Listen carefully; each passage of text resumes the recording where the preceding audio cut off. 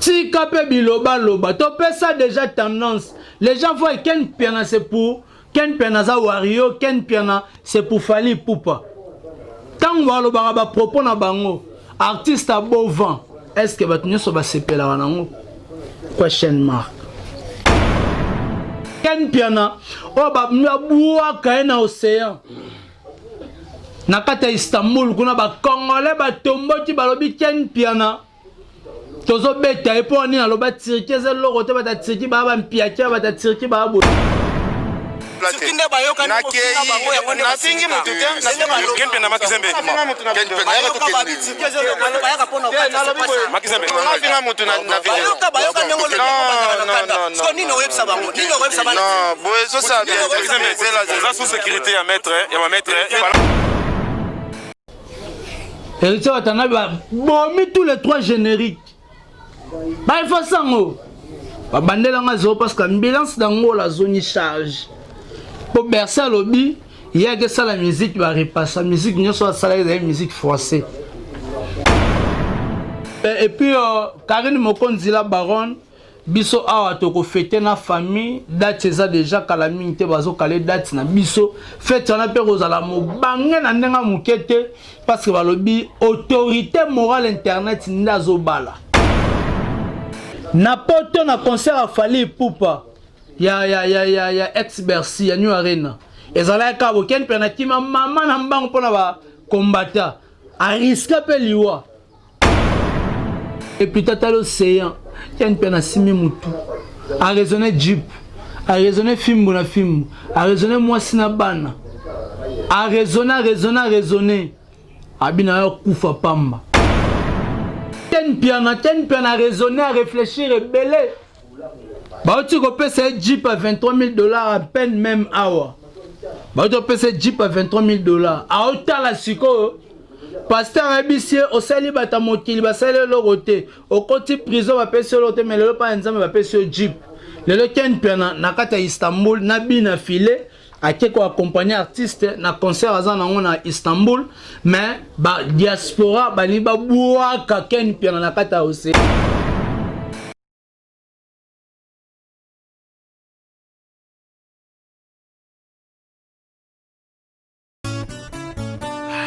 Oasis, une belle dame, la beauté du Paris. Tabou Fatou. La Paris, grand prêtre, Ando Martin.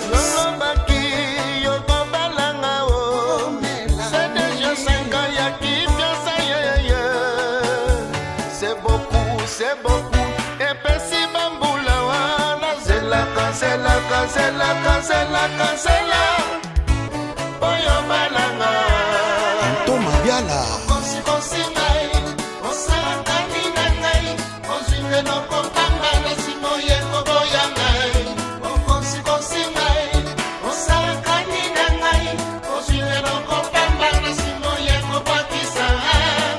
La première dame de la Cameroun, Chantal Dia.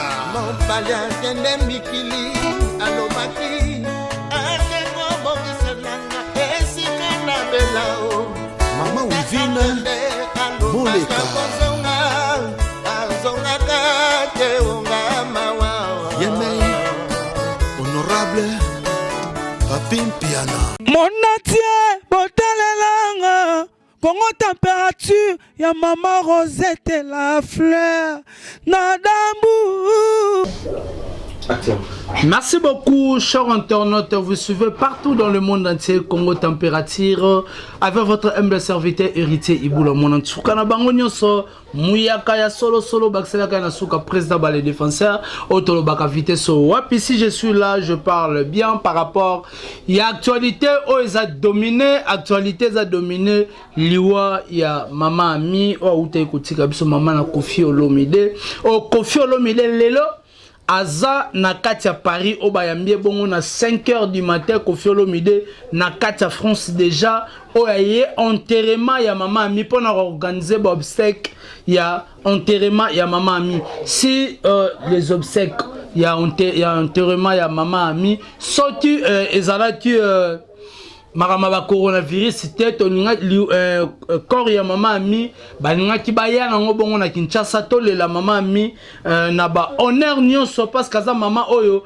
asali makambo ebele na musique congolais prévane tant Weranson ba spéculation bima ke Weranson Weranson le mabe ya mama ami Weranson asali beto ba che Weranson ambassadeur de la paix ba guerre o bazaki na ngona Koffi Olomide Weranson a été directement ko présenter ba sincère condoléances na ye et pas ya et plutôt ayaki ko présenter ba skills na pas mama ami que mama ami ngana ambassadeur de la paix na ko lo makambo wana te to tu ko beba na avion na ngate Koffi Olomide mais prévenir komona waze kwa oloba te yena Koffi Olomide si Satan nanzambe ba opesa na mbote nde yena ba sololi est-ce que waze quoi a présenté ba condoléances n'est pas Koffi Olomide to ebité na solola yango awa Jibem Piana on en parlons pas Jibem Piana pe baza vraiment ça colle pas avec Koffi Olomide to ebité parce que Jibem Piana pe a présenté ba sincère condoléances na Koffi Olomide est-ce que ça vrai to moni yango panzana internet mobimba ke Jibem Piana a présenté ba sincère condoléances par Koffi Olomide est-ce que ça vrai bien ça le coûta par rapport à internet ninge makambo le kaka yango wana Koffi Olomide azabongo kuna entre baba makambo ebima te Koffi Olomide abomi maman na bango Koffi Olomide c'est Koffi Olomide maman mi à 85 ans d'âge Koffi Olomide a sali succès à kosakanate na musique congolaise jusqu'aujourd'hui c'est une légende Koffi Olomide ba yambaka na ba mboke belé logo la roi papa bado lelo bolo bati allié mamami est-ce que eza vrai Rafine Tumbati obimisa ba maramoza obimisa eza kito côté Ken Piana o ba mwa kaena océan nakata Istanbul kuna ba congolais ba tomboti balobi Ken Piana tozo beta et pour ni aloba tirike ze loko te ba tiriki ba mpiakia ba tiriki ba boy ba jeune congolais diaspora ya kata Istanbul ni ba boire Ken Piana leli. Et ça n'est pas si. Internet est à radio T. Internet peut exister. Et après, si tu as un peu de tout le monde, tu as la vidéo, tout le monde a Ken Piana, n'a pas de play.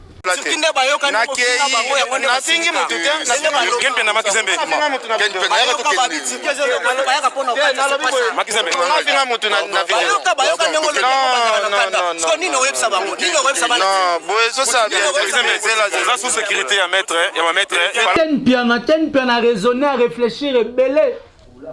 Bah, tu peux payer Jeep à $23,000 à peine même hour. Bah, tu peux payer Jeep à $23,000. À autant la sucre. Pasteur Abissier, au sali batamokili, basali lorote, au côté prison, va payer sur l'autre, mais le pas ensemble va payer sur Jeep. Le Ken Piana, nakata Istanbul, nabi na filé, a quelqu'un accompagné artiste, na concert à Zanangon à Istanbul, mais ba diaspora, ba liba bouaka Ken Piana, nakata océan. Ken Piana pèse vertige, ba tumsu ba yewana corporation journalistique, ba bit, ozana biso Ken Piana bi, boti kangana nukimia, moral nangeza bien, tatali fleuve.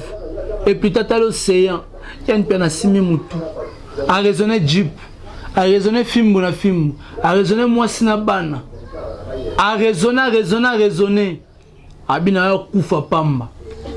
Yango, les artistes et musiciens, ba leader, ta bo même biso na ba poto, bo assurer la biso pe na ba sécurité. Parce que ba journaliste musu ba comme ba journaliste à tendance.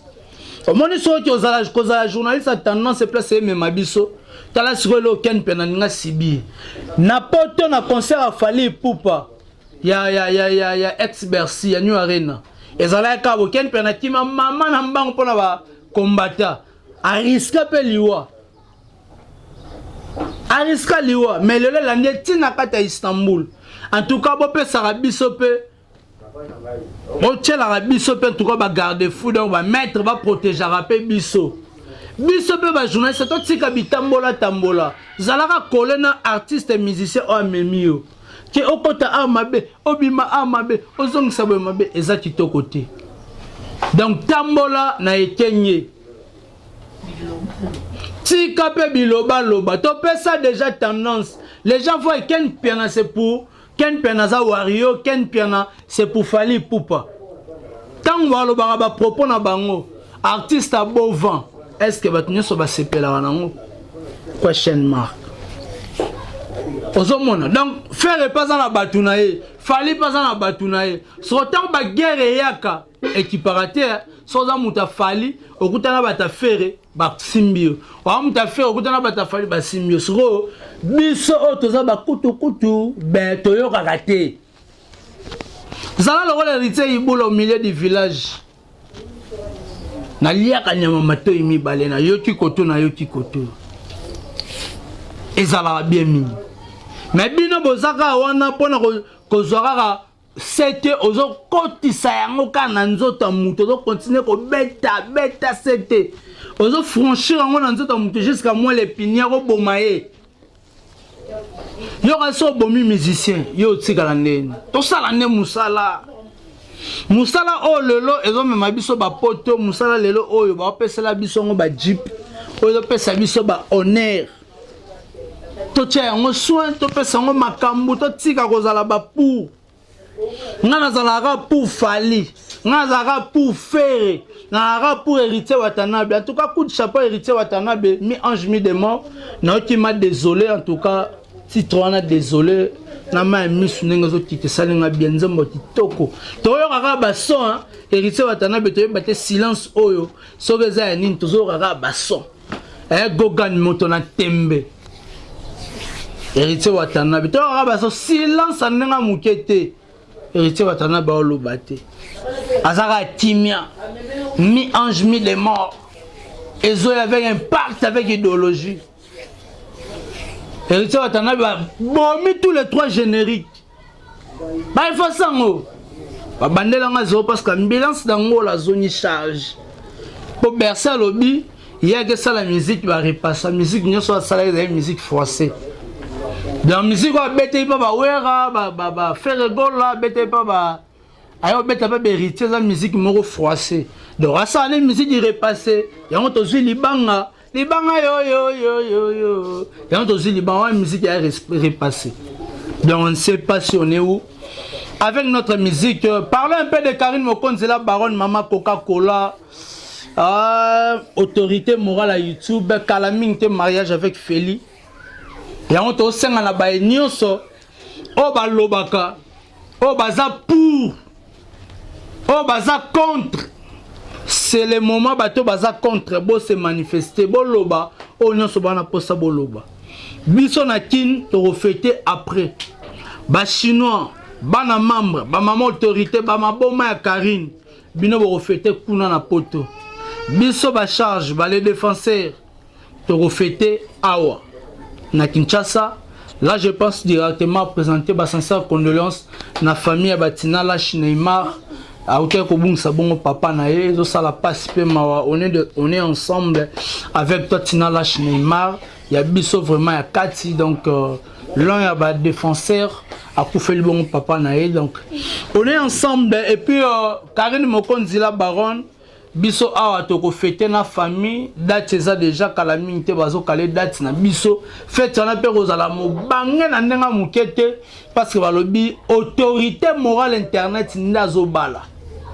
Tant autorité morale et internet à Zobala, Bisso ne se photos à suivre les guides. Photos à la wana, toi accompagner autorité morale, tu me souviens bali sans impact. Sans impact, n'a pas m'pété. Soli bala Karine Mokonzi. Et zaneni. Karine Mokonzi a essayé un héritier Ibula. Donc, boromona makamu. Boromona makambo donc boromona makamna nenga mukete façon na komatisa mafuta o Karine Mokonzi désormais biso nzembo na lingani na tela yo motema na zwa eloko waso Karine Mokonzi ayembela Feli na tela yo motema na zwa eloko Feli motema Karine Mokonzi la baronne kitoko wapi maboko na héritier Ibula za pembe. Bon, solo la musique ne tombera jamais. Qui a dit que concert a fait rigolo à même ligne à Saladim Piaka? Na évité, biso Zaladité, mais batu bazako lo bato moni page à la main mais lobby te fait rigolo à Saladim Piaka.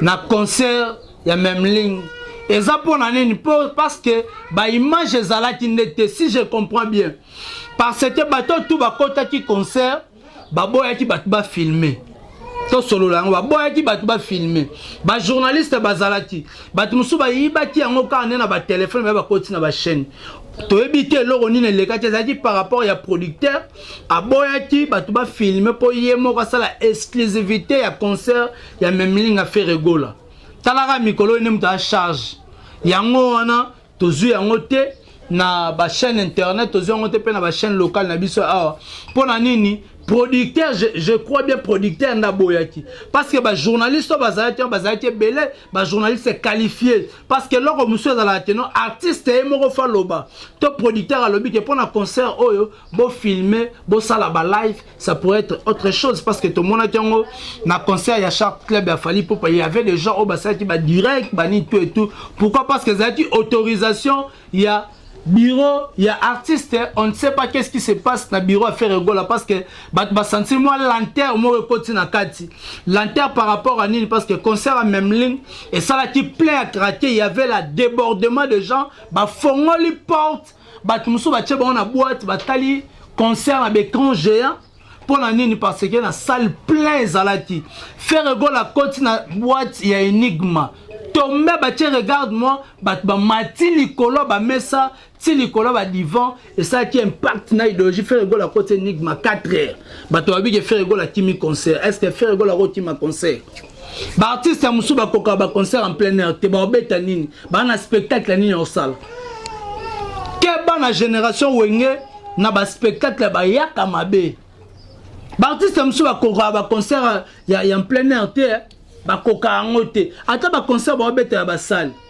au moins un concert moi donc terre à terre musique en donc na auto na CD na auto dans live donc différence ya makasi or que live artiste pesa kama donc pesa kama kam botu ko lo ba faire rigolo la salle impiaka to tike loko wana parce que soko zaki to na poto zalaki te benga batu bana Kinshasa bakanga ba photo batindela yo faire rigolo la salle qui plein ya ko sakana te a sepeli saki batu c'est pas ça dit bah tout aussi kababiloba loba parce que ça qui to côté merci beaucoup musée côté qu'on est pessi nengani donc mobala mwindu to continuer ma solo donc veut dire vraiment dans tout si kabiloba là parce que faire rigola aux artistes et musiciens ceux qui producteurs à boyaki au lieu biso to mema yango to linga to mema yango parce que kota la vie artiste nenga utaji pota beti babale asali ba maramnyoso na concert et simbati mais pour nga héritier na bande ko loba parce que zaki producteur ne muta proposer ça loana pour nga yi kota la regarde moi lelo tozo tene na 27 millions de vies quand la minta ko ça 3 millions de vies vie enguma ezaki na regarde moi ba retomber to ba retour ya regarde moi o epesaki. Donc on a compris que faire rigolo au cas qu'on bête la biso salon Congo et salon au capité pour nga faire rigolo tenga tout monde na salle mora munene parce que et bien regarde moi les anzembo o za opis oyo so réseau bêta et c'est en place étouffement. Je voulais dire la vérité et c'est en place il y a des espaces parce que mututa aussi mamie abani au sambela mututa aussi ma kitnae a gunza ma raisonner ma molekele na vie mutumso aussi ma kiti ta ros na kata mutuka so ye ma regarde moi a raisonner artiste au faire rigola utawa o benga la RDC. Nous avons des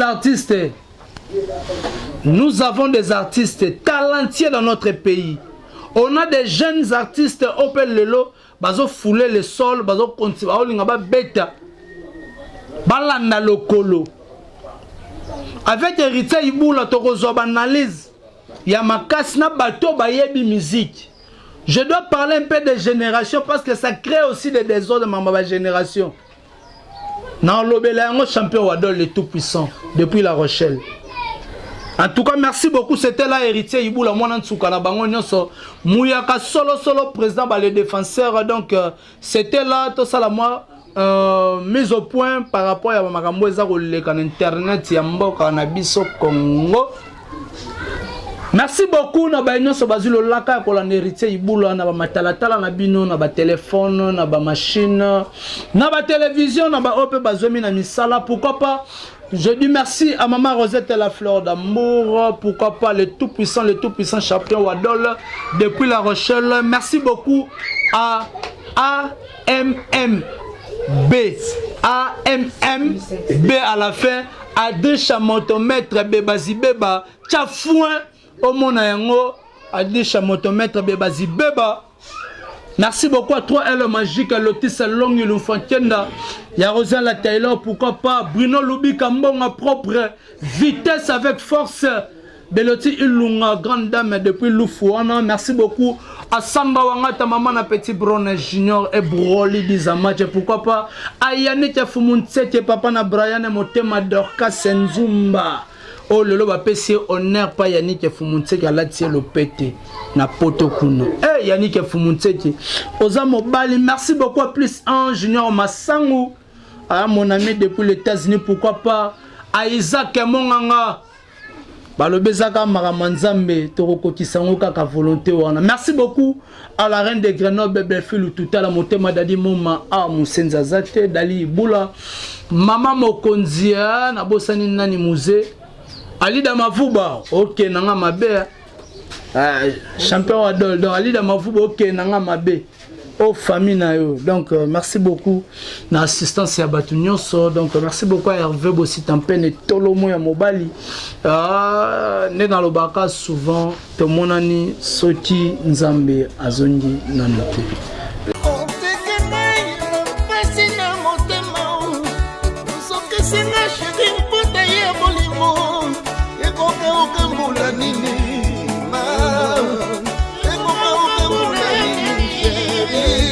Bébé Mouchinga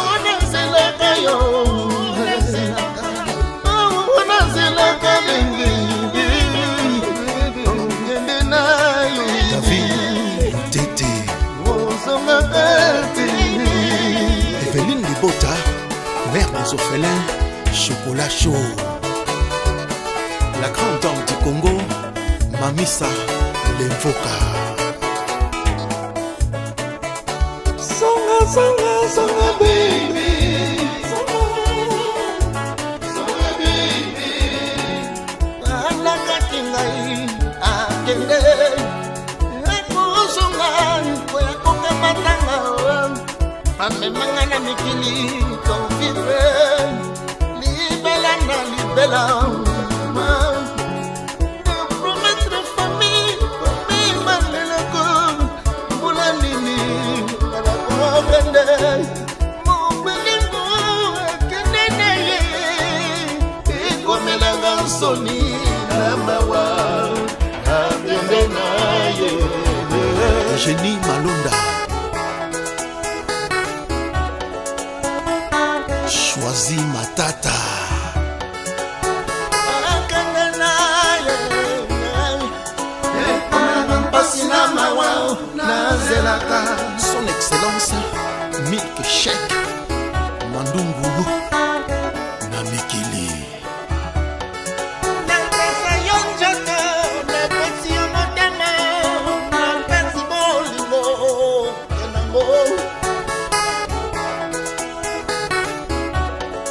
Lembingazor Bokema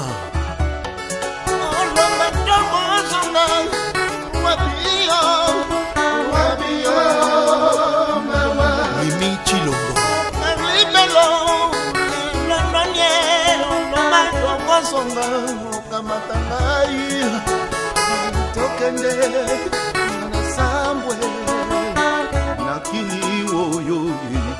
Bodian Valérie de Bundes, Maître Baina très fort, Maître John, Mwana Motetela Azalaka Mungute.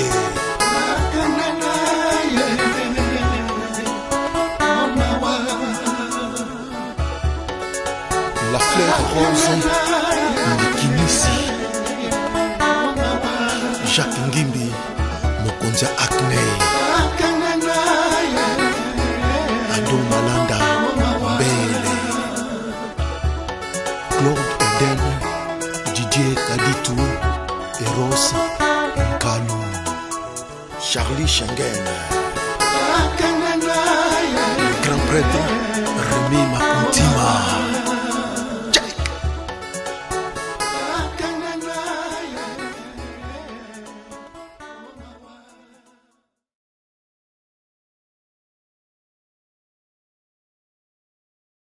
Monatie, botalelanga, Congo température, ya maman Rosette la fleur, nadambu.